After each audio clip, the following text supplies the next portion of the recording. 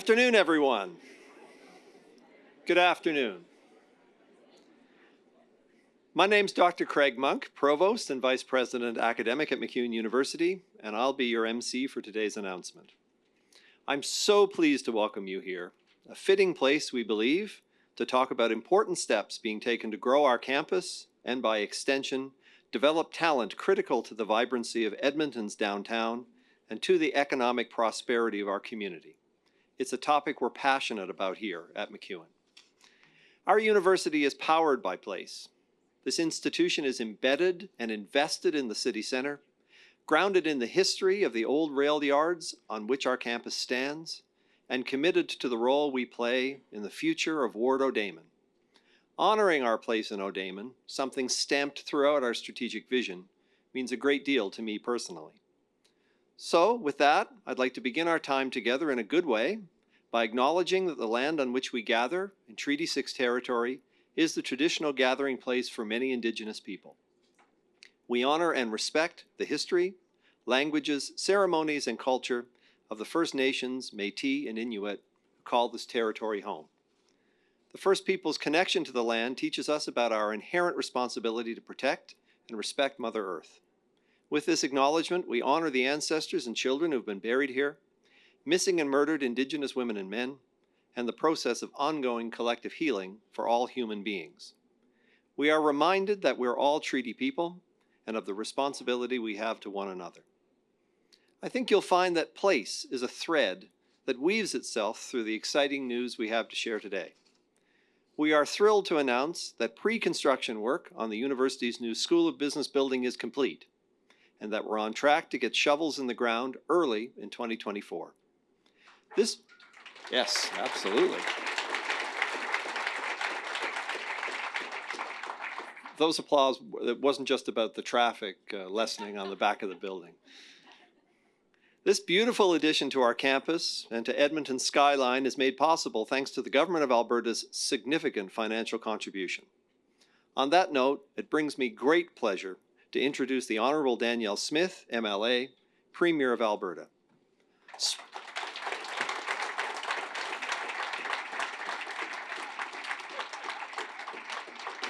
I believe you'd expect me to say more than that. Sworn in as Alberta's 19th Premier on October 11, 2022, she represents the riding of Brooks Medicine Hat. A strong supporter of post-secondary education, Premier Smith holds degrees in both economics and English from the University of Calgary. In my experience, Premier, those disciplines make a powerful combination. As an institution that uses scholarship to tackle many of the same issues with which the government wrestles, MacEwan University is honored to welcome Premier Smith to our campus today. Premier.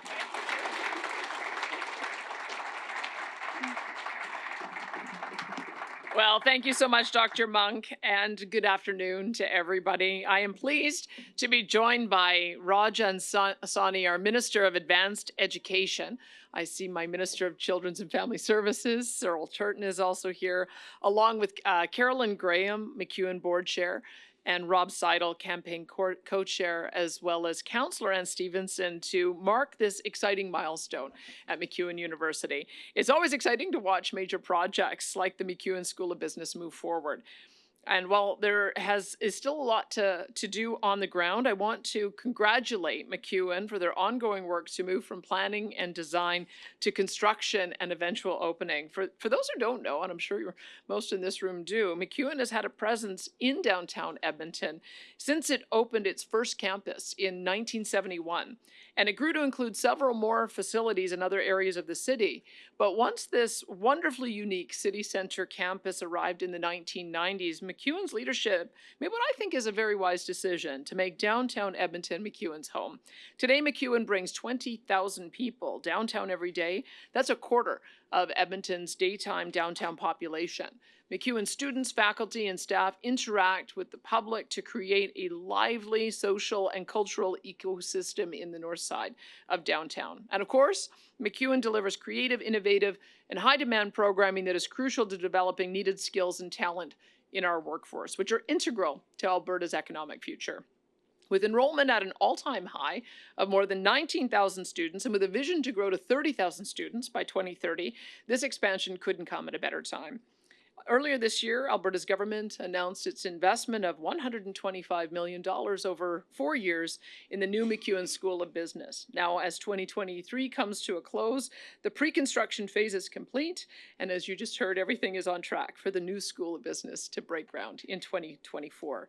Downtown recovery and revitalization of Edmonton is a priority, and we have made significant investments in safety and security, growing shelter spaces, supporting the Edmonton Police, and in their human-centered engagement and liaison partnership teams and other important measures. But just as important as targeted initiatives, targeted initiatives like these is investment in projects that bring people and vitality and energy into downtown Edmonton. It's also incredibly important that we support projects that address the challenges Albertans face as we strive to ensure prosperity for all our citizens. And that's why this investment is so important. This project helps to send the message that Alberta isn't just open for business, it is by far the best place to study and create and do business. This new facility will provide vital resources of talent and vision that will allow Alberta job creators to grow our economy.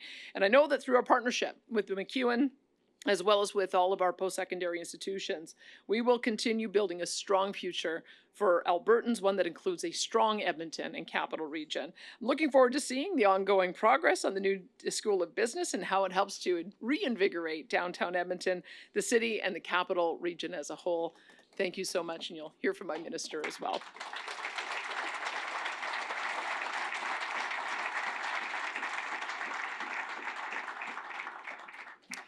Thank you, Premier. I'd now like to welcome the Honourable Rajan Sawhney, MLA, Minister of Advanced Education.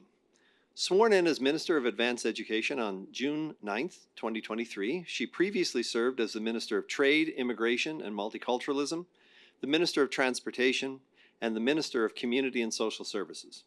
First elected in 2019, Minister Sawhney has served as the member for Calgary Northwest since May 2023. She is a University of Calgary alumni where she earned a degree in economics and political science, as well as an MBA. Those are some great academic disciplines as well, Minister. Minister Sawhney is dedicated to growing post-secondary participation in Alberta and building the province's future workforce. Welcome to MacEwan University, Minister.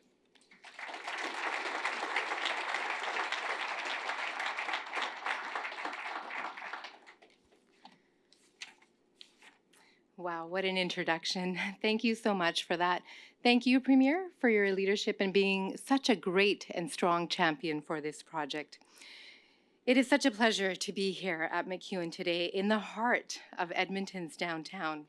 As Premier Smith mentioned, MacEwan University has been a major presence in downtown Edmonton for a good portion of its 50-plus years. MacEwan is not just a significant economic driver in Edmonton.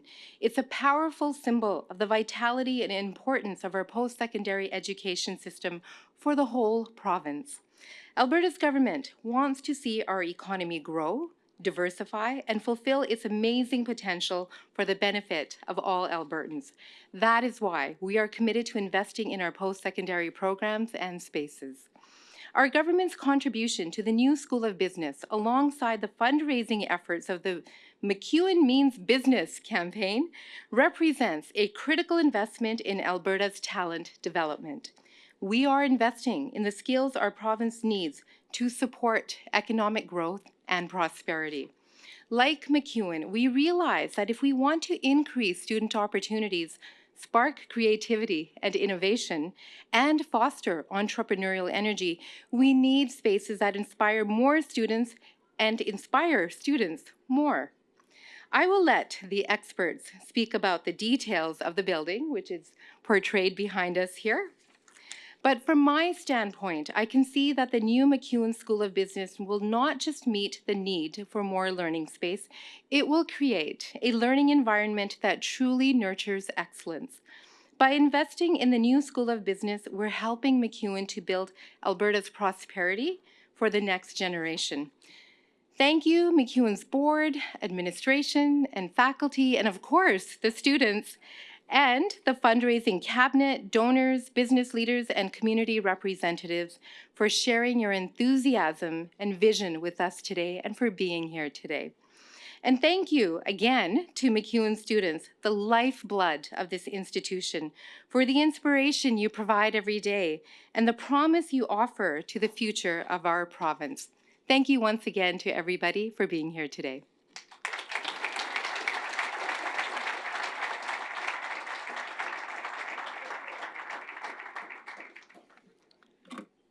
Thank you, Minister Sawney. We're grateful for the government's support of MacEwan and our new building. This support recognizes the impact that MacEwan has on the province, the capital region, and downtown Edmonton. $5 million of capital funding this fiscal year is greatly appreciated. Our project is shovel-ready. I'd now like to introduce Ann Stevenson of Ward O'Damon, councillor with the City of Edmonton. Welcome back to MacEwan University, councillor.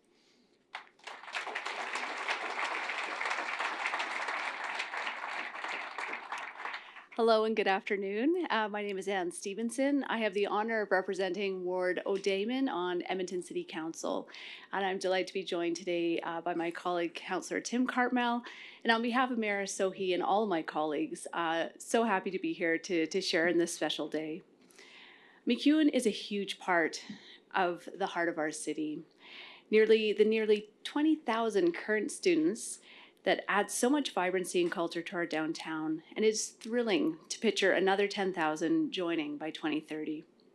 The new School of Business building is a huge part of that effort and attracting and retaining talent and vibrancy in our core. I'm so grateful to the province for this investment in the heart of our city and for all the other support you've provided to support Edmonton's downtown rebound. I'm also so grateful for MacEwan staff, the board, volunteers, fundraiser donors, everyone who's making this possible. This will have a profound and lasting impact, not only on the downtown, but our city as a whole. So thank you again and congratulations.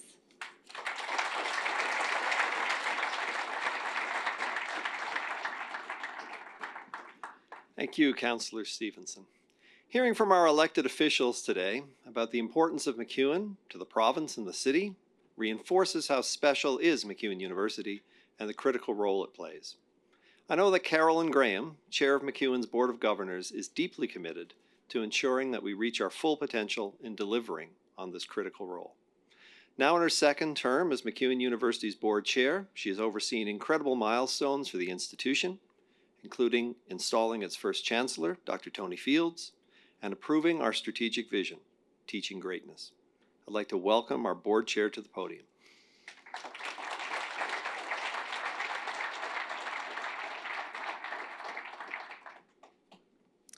Thank you, Dr. Monk, and good afternoon, everyone. My deepest gratitude to Premier Smith, Minister Sawney, Councillor Stevenson, and each of you in the room for joining us today. I can't tell you how meaningful it is to look out and see business leaders, community leaders, students, alumni, faculty, staff, and representatives of government who join us today. Seeing all of you together reinforces MacEwan's unique position in the center of downtown in bringing business and academia together with our city and our province. As Alberta's premier undergraduate university, we are laser focused on teaching greatness. We're committed to creating the opportunities and conditions necessary for our province's young professionals, leaders, innovators, and visionaries to succeed. We focus on being great educators so that our graduates can be great community leaders. Growing the number of students we educate is critical to serving the capital region. Enrollment at MacEwan, as you've heard, is at an all-time high, 19,200 students this year, with a target to reach 30,000 students by 2030. We're growing because we strike a perfect balance. MacEwan is big enough to offer a range of in-demand programs and a wealth of work-integrated learning and student research experiences to prepare our grads to be future-ready. We're also small enough to really get to know our students. Our faculty make connections that inspire students and even change the course of their academic careers and lives. We believe that education should be transformative, and at MacEwan, it is. That's why more and more students are choosing MacEwan. We know we need to be creative to meet this growing demand, so we're offering more courses year-round and expanding options for hybrid learning. This meets the needs of students and is efficient. As board chair, I'm proud that MacEwan has a strong value proposition with small class sizes and one of the lowest costs per student in the province. But even so, our campus is bursting at the seams. And that's why I'm thrilled that you joined us today to hear an update on our new School of Business building. As you've heard, our pre-construction work is complete and construction will begin in the early spring. We look forward to welcoming 7,500 more students to campus when the building opens in 2027. That's 7,500 new students who will join the 20,000 MacEwan students, faculty, and staff who already come downtown every day. Edmontonians who use transit, eat at downtown restaurants, attend community events, and call downtown home. I've personally seen the impact that this institution has on its students. I've seen the difference that MacEwan people make in our community, and I wholeheartedly believe in this new building and the opportunities it will create. So much so that my husband and I were proud to make a lead gift to our fundraising campaign. I'm confident that others who hear the MacEwan story and see the contributions that this institution will make to our city and province over the coming years will join me in supporting this campaign. None of this would be possible without the generous investment of the Government of Alberta, the fundraising efforts of our phenomenal MacEwan Means Business Campaign Cabinet, and the commitment of community leaders who share our dedication to ensuring this university, this community, this city, and this province continues to thrive. I'd now like to invite Rob Seidel to the podium to provide remarks on behalf of the MacEwan Means Business Cabinet, who lead our fundraising efforts for our new School of Business building. Thank you.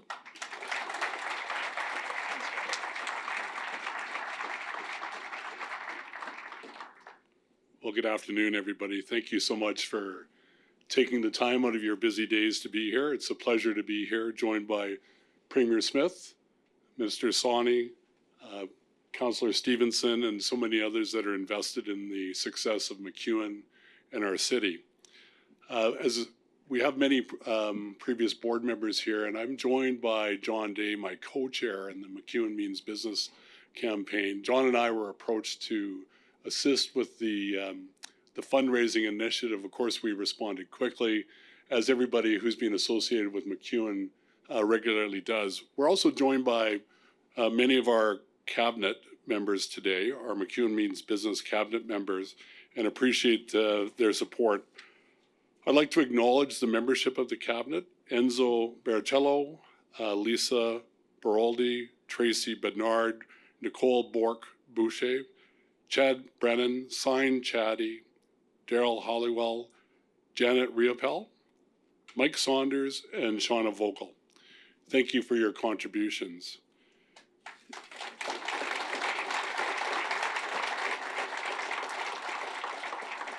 A city's heartbeat is its downtown, and our cabinet and the members of MacEwan know full well that MacEwan's playing a critical role in the success of not only the education role and responsibility it has, but also building downtown. Edmonton downtown needs a new building, and bringing 7,500 to 10,000 new students will obviously increase and improve the vibrancy of the core, which will help with safety and further investment and support economic growth. Where MacEwan's located in the heart of downtown matters. It's the confidence and confluence of all relations. It's a different university and something that is so happily enjoyed and needed in this city. John Haar, MacEwan's first president, after whom the library we stand in is named, said that the city is MacEwan's campus. Based on MacEwan's location and mentality, MacEwan's a convener of people. We've heard that. It brings business leaders, community builders, elected officials, students and faculty, and our partners in government together to create new ideas, new leaders, and to address real-world problems. As we look around the room today, we'll see community leaders, business leaders, leading faculty members, and members of all order of government who have joined here today committed to build a brighter future and a more prosperous future. As you can imagine, most cities in Canada and around the world would be envious of having a downtown university. We have that in Edmonton, and it's critical to our vibrancy. MacEwan, as we know, is shaping our leaders of the future, Graduates who, as the Premier said, will contribute to a bright future and bring promise to not only Edmonton, Alberta, but the entirety of the world. Some of our graduates remain in the mix, to borrow the words of our MacEwan president, Annette Trimby. We have a phenomenally high retention rate for graduates of MacEwan to continue in the community and to contribute to the prosperity. Building a new school of business that will produce even more of these graduates is only possible because of the leadership of Premier Smith and Minister Sawney. We want to thank them for that. Based on their commitment of $125 million, our MacEwan Means Business Cabinet have committed to raising $25 million. Back in April, when we kicked off the campaign with a generous donation from our board chair, Carolyn Graham, thank you, Carolyn, for that. Your dedication and enthusiasm of the cabinet is much appreciated, and we believe it's contagious. I do want to thank and acknowledge the progress we've made with the generous contributions of the Boucher Group, the Buchanan Family Foundation, Capital Power, Ellis Dawn Construction, Stu Gillespie, Dr. Richard Perlow and his wife, Lori, and we're continuing to be engaged in our efforts to raise funds to complete this project. I know I speak on behalf of our entire MacEwan Means Business Cabinet to thank you again as we look forward to the spring groundbreaking of the new building. Thank you so much for being here today. Really appreciate it.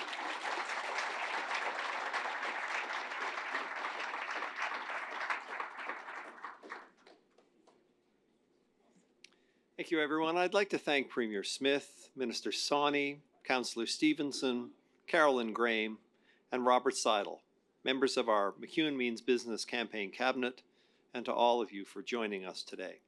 It's been my great privilege to have been a professor in Alberta universities for more than 25 years, and a gathering like this one today of friends, old and new, is a real sector highlight. I can't emphasize how much it means to us, to this university, to have the support of government and of the community as we grow. It really is an exciting time to be at MacEwan. We like to say that Alberta needs more MacEwan. Well, you'll soon see more of us on the corner of 109 and 105. Thank you, everyone.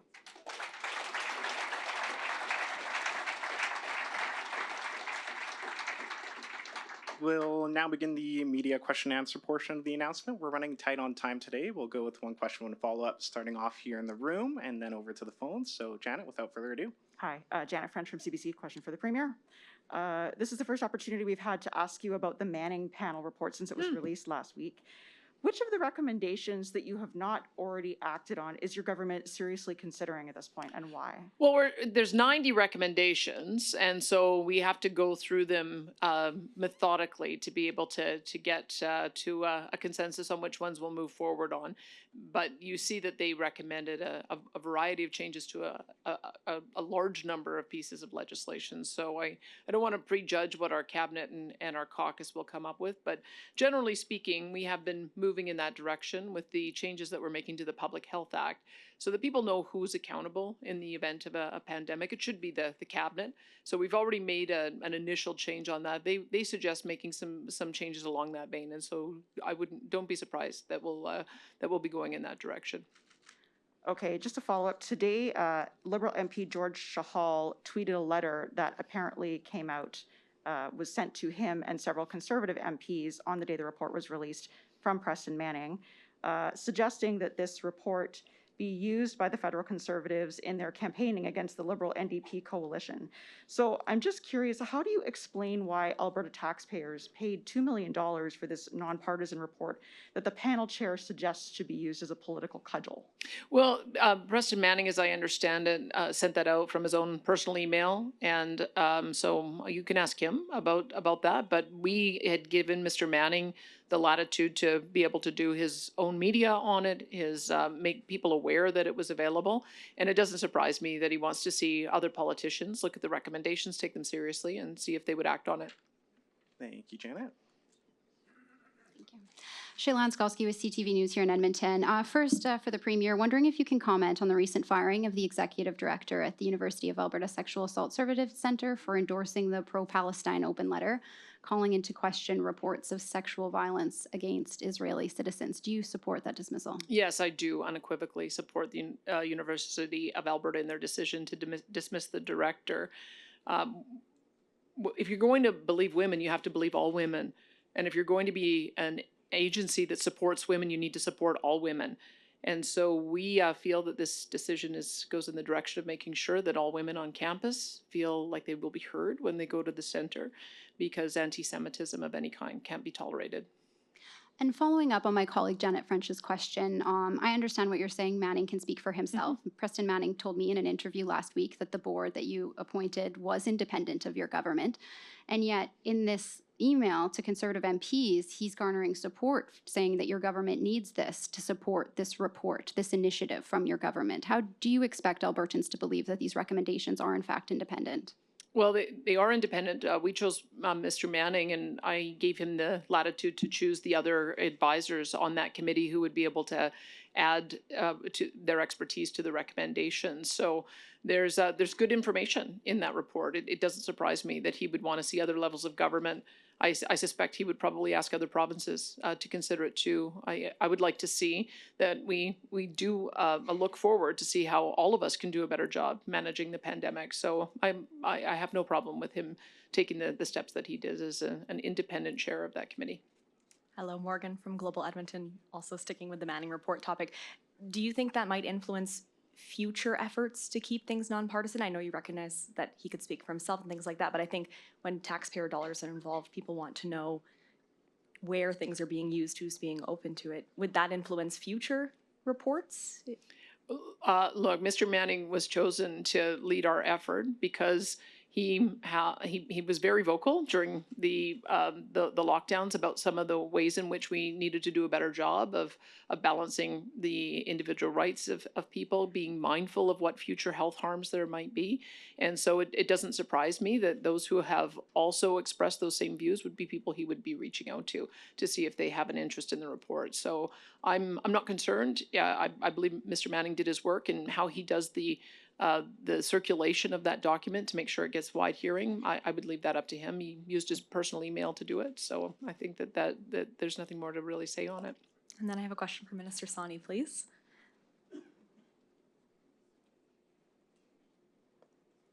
Also speaking to the U of A director dismissal, why was it important for you to speak out and stand firm on that?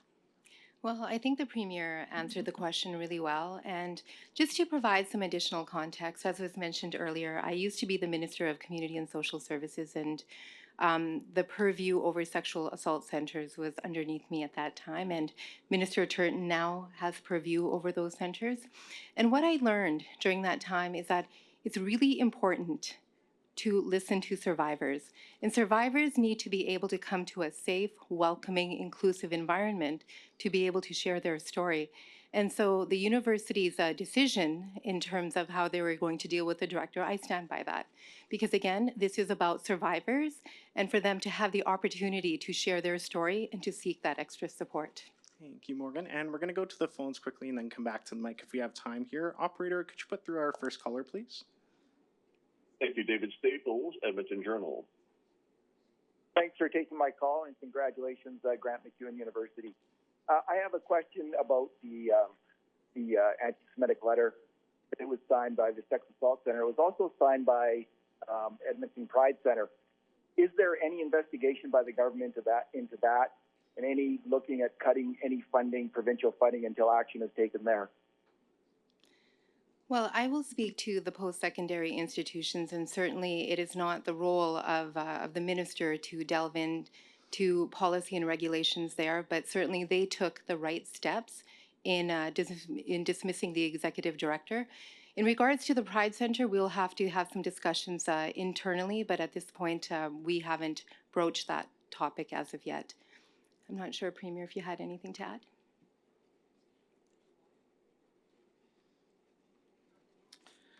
Only that we know that there were a number of other signatories, professors at the University of Alberta, staff at Alberta Health Services, and you, of course, mentioned the Edmonton Pride Center. These individuals are accountable to the agencies and boards that oversee them, and we would look to the agencies and boards that oversee them to hold them accountable and to deal with them appropriately. And did you have a follow-up, David? Thanks. Yes. So Edmonton downtown is struggling like a lot of downtowns post-COVID and with crime. And I'm just wondering, how big a role can Grant MacEwan play in light of this new investment and it's just ongoing role in terms of helping revitalize and keep downtown going? There's a number of different aspects, I think, to making sure that we have a vibrant downtown. I think Rogers Place and the ICE district, especially as well, since they're contemplating a second phase of the ICE district, having this many young people downtown, hopefully also living downtown and staying downtown before and after classes to be able to help give the vibrance to the community. The work that we're doing as well with Edmonton Police in helping to police some of the public disorder. I think that's an important aspect. Finding a new home for Boyle Street as well. That's also another area that we've been assisting the agencies in doing. So all of these in combination, I think, are going to be helpful. We have an underlying problem of a mental health and addiction crisis. And it's part of the approach we're taking with our recovery-oriented system of care to build out 11 recovery communities so that we have an alternative place for people to go so they can get the treatment that they need to get back onto an independent life. And so we've got a little bit more work to do. We only have 2 of those centers open at the moment, one in Red Deer and one in Lethbridge, but 9 more are coming. And we hope that that will also add. But the work, I can tell you, we hear in Calgary how much they want to see something similar in downtown Calgary. So I think that's a testament to what the beautiful campus environment that MacEwan has created, that other cities are looking to emulate it. Thank you, David. And it looks like we have time for just one more question, maybe 2. We'll take one more from the phones here. Operator, could you put through the next caller? Thank you, Rick Bell, Calgary Sun. Good afternoon. A question for the Premier about the provincial pension plan. Obviously not your first question on this issue. A recent poll shows that support is going up for the plan. It went up about 6 points since April, but it still is 21 points. The yes side is 21 points lower than the no side. How do you think the acceptance of exiting the Canada Pension Plan is actually going? Well, I would say that there's a number of people who maintain an open mind and want more information. And the 2 pieces of information that came out of the consultations, and I believe there's one more to do, were that people wanted to have more information about portability. So I think we have to do a little bit more work so that people understand how that would work. Yeah, Quebec has already figured that out. And so we have to do a little bit more information gathering and dissemination on that. But the big issue is, what is the actual number of the asset transfer? And that is, the federal government disputed it, and we were happy to see a couple of weeks ago that Chrystia Freeland agreed that she'd work with the chief actuary to do an assessment of the legislation and come up with what they think is their alternative number. We went through and did the math. That's why we hired the life work to do the work for us. The appendix goes through and shows our work. It shows each year how much Albertans paid, how much our seniors received, what was left over, and how much it was invested at to be able to arrive at our figure. And so I'd be quite interested to see what they have as an alternative. I hope it doesn't take too long so that we can avoid unnecessary legal wrangling. But it's when we get that information that I think we'll be able to get a final picture of whether Albertans are prepared to go to a referendum on this. In the end, if Albertans don't want to go to a vote, we won't go to a vote. If it is unclear and it looks like they may want it to go to a vote, we will, but Albertans will decide. And did you have a follow-up, Rick? Yes. But are you confident? How confident are you that Albertans will come to a yes, at least to a yes in the referendum?